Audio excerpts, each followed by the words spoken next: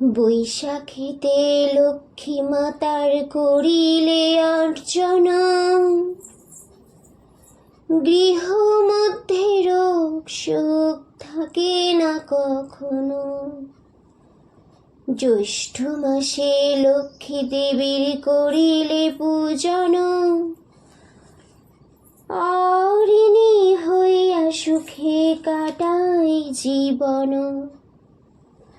আষাঢ় মাসেতে জীবা পূজে কমলায়, পুত্র কন্যা গুণবান হইবে নিশ্চয়। শ্রাবণ মাসেতে যদি পূজে নারায়ণী, জীবনে কাটায় হয়ে স্বামী সোহাগিনী। ভাদ্র মাসে করে যদি ব্রত আচরণ, অন্ন কষ্ট গৃহে তার থাকে না কখনো।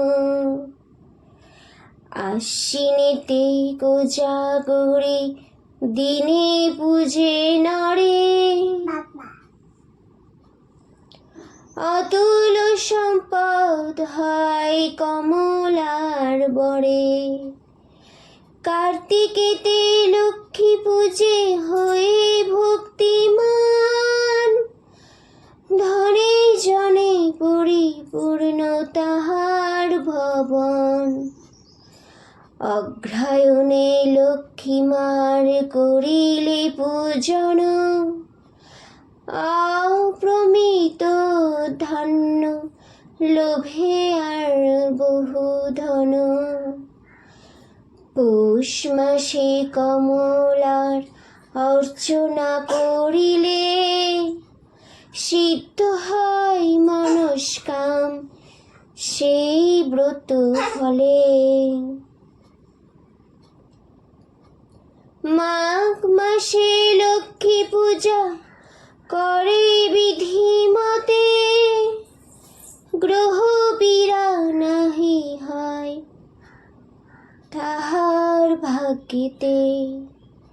ফাল্গুন মাসেতে যদি পূজে ভক্তি ভরে, দুঃখ তার নাহি থাকে কমলার বরে।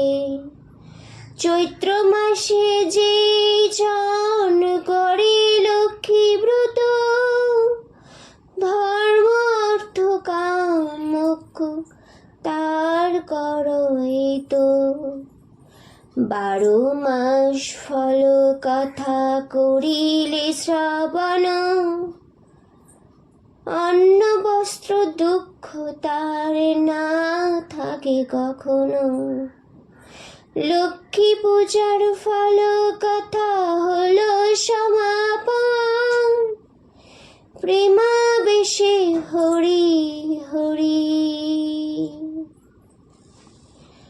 বল সর্বজন। জয় শ্রী লক্ষ্মী মা, জয় জয় শ্রী মা সারদা দেবী জয়। আমি সত্যিকারের মা, গুরুপত্নী নয়, পাতানো মা নয়, কথার কথা মা নয়, সত্য জননী শ্রী শ্রী মা সারদা দেবী।